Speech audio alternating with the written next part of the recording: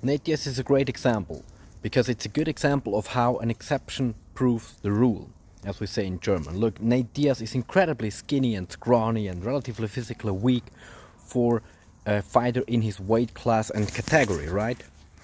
But his walking weight is like 200 pounds on 6 foot, so like 92-ish kilogram on 183 centimeters, which is a body mass index of 27. So he is classified as being overweight by body mass index standards. That's how muscular he actually is. But he looks skinny compared to all the other fighters because of how muscular they are. So it's a good example. Also, they are even much stronger than him. But if you would compare him to a normal person, he surely is a lot stronger, like a lot. He is a very strong man with great power. And he's quite muscular, just not compared to some other UFC fighters in his category, or like, of course, to a bodybuilder who's full on steroids. But yeah, that's a great example. Also, how rare those examples are. That shows us.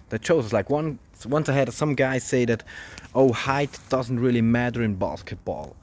And then he mentioned some fighters, some basketball player, which of course I have no idea who he was. And he was like, yeah, he's very short and he plays in the NBA.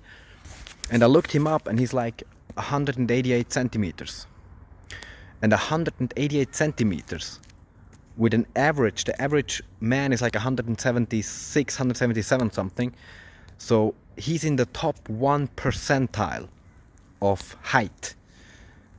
That's a proof of how important height is, because still, like, the shortest man in the NBA is so tall. None of them is like 1.50 meters. That would be a good example.